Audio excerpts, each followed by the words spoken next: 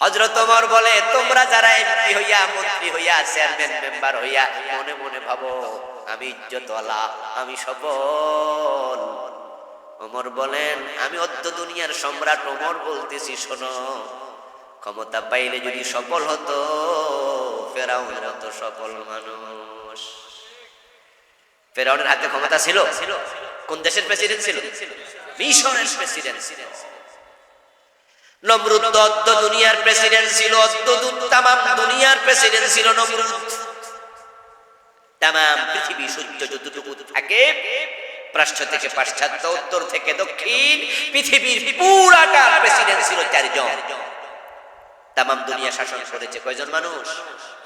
2 জন মুসলমান, 2 জন কাফের। মুসলিম 2 জন, সুলাইমান আলাইহিস সালাম এবং যুলকারনাইন। কাফের 2 জন, বখতে-নসর এবং নমরুদ। তামাম পৃথিবী শাসন করেছে। কিন্তু বলুন তো, নমরুদ সফল না ব্যর্থ? ফেরাউন মিশরের প্রেসিডেন্ট ছিল, সফল না ব্যর্থ? ক্ষমতা থাকলে সফল হওয়া যায়। ফেরাউনের লাশ এখনো আছে মিশরে। আমি গিয়েছিলাম জাদুঘরে, দেখে আসছি, কায়রো জাদুঘরে আছে। আগে নাকি পিরামিডের ভিতরে ছিল, সুটান শুয়ে আছে, একটা কাছের গ্লাস বক্স বন্দির ভিতরে ফেরাউন শুয়ে আছে। ফেরাউনের লাশ যদি মিশরের জাদুঘরের সামনে খোলা মাঠে রাখতো, পাবলিক স্যান্ডেল দিয়ে পিটাইয়া থুতু মার। টাকা আছে, পয়সা আছে, আপনার ছেলে 5 লাখ টাকা মাসে বেতন পায়, এমন চাকরিওয়ালা বাংলাদেশে আছে কিনা? গার্মেন্টস সেক্টরে 5 লাখ, 7 লাখ, 10 লাখ টাকা মাসে বেতন পায়, এমন চাকরিও আছে। সরকারি চাকরিতে নাই। সরকারি একজনে যারা সবচেয়ে বড় চাকরি করে তারা হলো সচিব। ওদের বেতন বাংলাদেশে বর্তমানে 1 লাখ টাকার কম বেশি। এজন্য তো চুরি করে গোষ্ঠ খায়। কারণ হেরা যখন দেখে যে আমি সবচেয়ে বড় চাকরি কইরা সচিব হইয়া, যে আমার সিগনেচারে যারা গার্মেন্টস খোলে, কথা বুঝেন, আমার সিগনেচারে গার্মেন্টস খোলা হয়, গার্মেন্টসের আমদানি হয়, রপ্তানি হয়, ওরা বেতন পায় 13 লাখ, 15 লাখ, আর আমি সিগনেচার দই না, আমার বেতন 1 লাখ। হইব না তো। এজন্য হে এহেন খায়, ডাইনেও খায়, বামেও খায়, চারদিক থেকে খায়। এই জন্য যোগ্য লোকদেরকে যোগ্য সম্মানী দেওয়া উচিত, ঠিক কিনা? ঘুষ খাওয়া কমে যাবে, এটা করা উচিত। আমাদের ট্রাফিক পুলিশরা ঘুষ খায়, মানুষ বদনামি করে। একজন ট্রাফিক যদি রিকশাওয়ালা থেকে 5 টাকা নেয়, ট্রাকওয়ালা থেকে 20 টাকা নেয়, সিএনজি থেকে 10 টাকা নেয়, চান্স পাইলে দেখবেন যে মুসাফা করতেছে না? ট্রাকের ড্রাইভারের সাথে ট্রাফিক কি করে? দৌড় মাইরা মুসাফা করছে। মুসাফার ভিতরে কি আছে? 20 টাকা, 30 টাকা। এখন এইটা যদি কোনো সাংবাদিকের চোখে পড়ে, অথবা গাড়ি থেকে বৈশা ফলাবান মোবাইলে এখন ছবি করে কইরা এবার মুসাফার ছবি দিয়া দেয়, দিয়া কয় দেখো ট্রাফিক ঘুষ খায়। আমি বলি, দোস্ত, সে ঘুষ খায় এই কথা নিশ্চয়ই সত্য এবং ঘৃণিত, কিন্তু সে যে 12টা ঘন্টা রোদে দাঁড়ায় থাকে। চৈত্র মাসের দুপুরে 12 ঘন্টা রোদে দাঁড়ায় থাকে। ছাতা মাথা দেওয়ার মতো পরিবেশ নাই। রাস্তার মোড়ে যারা ডিউটি করে, ছাতা হাতে দিব কেমনে? এক হাতে বাঁশি আর এক হাতে করে সারাক্ষণ, না? খেয়াল করছেন না? ঢাকা প্রচন্ড রোদ, খরতাপ, তার পায়ের মাঝে এত মোটা জুতা, কত ভারী জুতা, গায়ের জামাটা অনেক ভারী। ওই জামা পইরা ঘামের মাঝে 12 ঘন্টা, কেন 2 ঘন্টা খাড়ায় থেকে দেখো। এত কষ্ট যে ট্রাফিক করে, ওই ট্রাফিকের বেতন খোঁজ নিও, বেতন 18,000, 20,000, 30,000 মাত্র। এখন ওই বেটা 20,000, 22,000 টাকা যদি বেতন পায়, এত কষ্ট কইরা, বেটা তো 20 টাকা ঘুষ। ঠিক না? ঠিক না? ঠিক না? আমরা ট্রিপল লাইনে ফোন দিলে পুলিশ আসে না, পুলিশের নাম্বার নেই, ডাকাতি হচ্ছে অমুক জায়গায়, অমুক জায়গায় ঝামেলা হচ্ছে। আপনি থানা থেকে নাম্বার নিয়ে ওসি সাহেবকে ফোন দিলেন, একবারে আপনাদের বৈশাল থেকে যাইয়া 10 কিলোমিটার ভিতরে অনেক দূরে বাড়িতে ডাকাতি। এখন থানায় ফোন দিলে পুলিশ আসে না, আপনারা পরের দিন বিচার মিলাইয়া দেন, খবরের সংবাদে দিয়া দেন, পুলিশ ডাকছি আসে না। এখন প্রশ্ন হলো, পুলিশ যে আপনার বাড়ি পর্যন্ত 20 মাইল যাবে, ওই তেলের পয়সাটা দিব কে? অনেক জায়গায় শোনা যায় এজন্য আলাদা কোনো বাজেট নেই। তখন এবার আপনার বাড়িতে পুলিশ গেলে ও বেটারা কয় গাড়ি ভাড়া দেন, তেলের পয়সা দেন, এইভাবে সেভাবে টাকা চায়, আবার এরা দোষ দিয়ে দেন। এখন বাজেট কেন থাকবে না? এত জীবনের ঝুঁকি নিয়া যে পুলিশ ভাইয়েরা এত কষ্ট করে 24 ঘন্টা ডিউটি, ওদের ডিউটিতে কি নাই কোনো অবসর টাইম নাই, যখন ডাকবে তখন লাফাই দেয়া। শুয়ে থাকবেন, শোয়ার মাঝে ওসি বলবে দৌড় মারো, প্রস্রাব খানা থাকলে প্রস্রাব অর্ধেক করে দৌড় মারা লাগে। ওদের বেতন হওয়া দরকার এমন পর্যায়ে, যে পর্যায়ে বেতন দিলে ঘুষ খাওয়ার প্রয়োজন হবে না। আমার বন্ধুরা, আমার আলোচনা ছিল একদিকে, জাস্ট আমি বললাম যে যাকে যার সম্মান যোগ্য মর্যাদা তাকে তার সম্মানই দেয়া উচিত। আনজিলুন নাসা মানাজিলাহুম, ইসলাম যে কত সুন্দর। আল্লাহর হাবিব বলেছেন আনজিলুন নাসা মানাজিলাহুম, যেই মানুষের পদমর্যাদা যাহা, কষ্ট যাহা, পরিশ্রম যাহা, তুমি তার আলোকে তাকে প্রাপ্য সম্মানটা দিয়ে দাও। আল্লাহর হাবিব সাল্লাল্লাহু আলাইহি ওয়াসাল্লাম থেকে দিন শিখবেন। এখন রাসূলুল্লাহ সাল্লাল্লাহু আলাইহি ওয়াসাল্লাম আমাদেরকে বললেন, হযরত ওমর যেটা বলতেছিলেন, দুনিয়ার সবচেয়ে সফল মানুষ কে?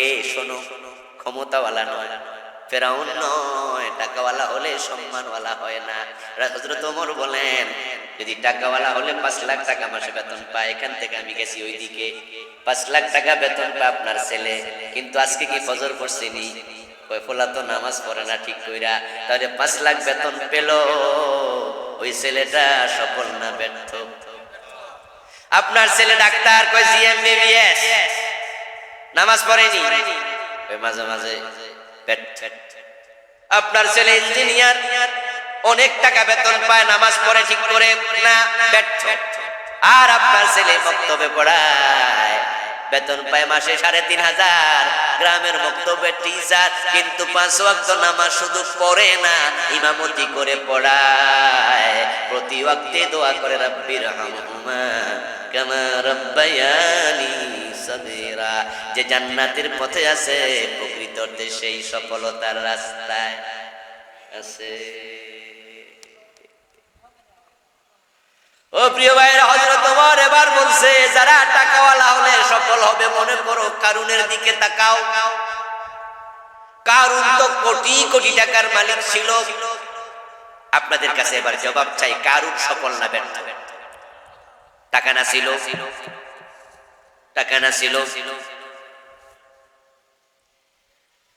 এরপরে অনেকে আছে ছত্রী বংশে জন্ম নিলে, ভুইয়া বংশে জন্ম নিলে আলাদা একটা পাপ দেখায়, আমি অমুক ছত্রী। আছে না? ওরে বাবা রে বাবা, ঢাকার পুরান ঢাকা তো যারা নবাব বংশ, তারা এখনো ভিক্ষা করলো বাপ দেখা, আমি নবাব। হযরত ওমর বলছেন, শোনো, তোমরা যারা বংশ নিয়ে গর্ব করো, তোমরা আবু লাহাবের দিকে তাকাও। আবু লাহাব কুরাইশ বংশের লোক, রাসূলুল্লাহর আপন চাচা, কিন্তু জান্নাতে না জাহান্নামে। ইন্নামাল ইজ্জাতু বিত্তাকওয়া, সেই তো সফল যার তাকওয়া আছে, তাকওয়া আছে, তাকওয়া আছে। সুবহানাল্লাহ পড়ে। তিলকাল জান্নাতুল্লাতী নুরিসু মিন ইবাদিনা মান কানা তাকিয়া। আমার আল্লাহ বলেন, আমি আমার মুত্তাকি বান্দার জন্য জান্নাত বানায়া রাখছি।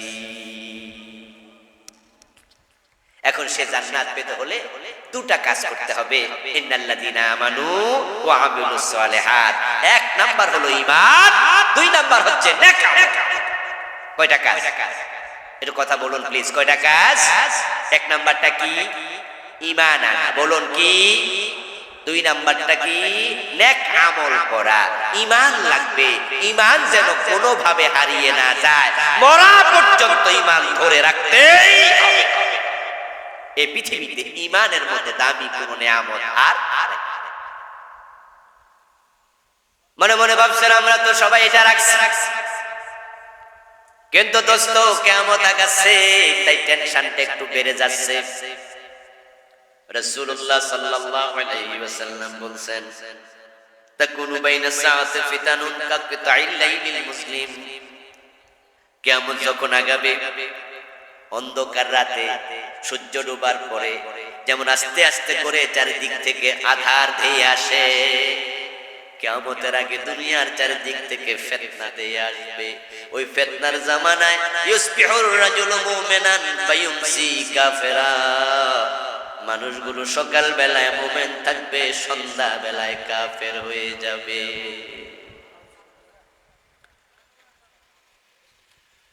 ইয়াজতামিউনা ফিল মাসাজিদি লাইসা ফীহিম মুমিনুন, অবস্থা এমন খারাপ হয়ে যাবে, মানুষ জামাতের সাথে নামাজ পড়বে মসজিদে, ইমাম মুয়াজ্জিন মুসল্লি একটারও ঈমান থাকবে না। ঈমানটাই চলে যাবে, ঈমানটাই চলে যাবে, ঈমানটাই চলে যাবে। নতুন নতুন ফিতনা আসতেছে। এই যে আমাদের দেশে বন্ধু নতুন একটা ফিতনা এখন আসছে, ওই ফিতনাটা একটা স্লোগান। ওই ফিতনা তো কত লাখ মানুষের ঈমান শেষ করে দিছে, যেটা 10 বছর আগেও ছিল না। ওই ফিতনাটা হলো ধর্ম যার যার, উৎসব সবার, এমন একটা স্লোগান। আপনারা শুনছেন নি? আচ্ছা, কে কে শোনেন নাই একটু হাত তোলা দেন দেখি, যেটা শোনেন নাই। খেয়াল করে দেখেন, এই চরম একটি জঘন্য ফিতনা সবার কানে পৌঁছে গেছে। ধর্ম যার যার, উৎসব সবার। এজন্য দেখা যায় হিন্দুদের দুর্গা পূজায় মুসলমান এত বেশি যায়, অনেক মন্দিরে এমন হয় হিন্দুর চেয়ে মুসলমান বেশি।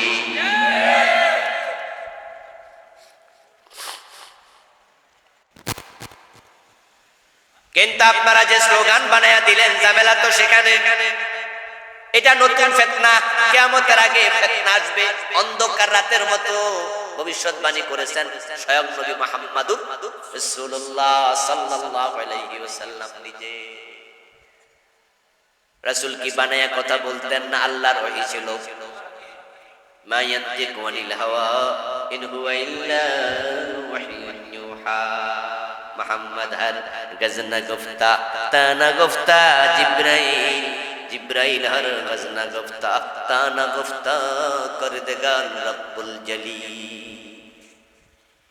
रसूल बाने কথা বলতেন না, সব আল্লাহর পাঠানো বার্তা। কিয়ামতের আগে ফিতনা যে আসবে, এই যে নতুন ফিতনা, কোটি কোটি লোকের ঈমান শেষ করে দিচ্ছে। আমার পারো কেটে বনের জমি আটকায় রাখে, এমন হাজী সাহেব পাইও বনের জমি দেয় না। এই চেয়ারম্যান সারারা কত বিচার করছে এগুলা নিয়ে, এখনো বিচার করছে। ফুপুর জমিটা করতে পারছে।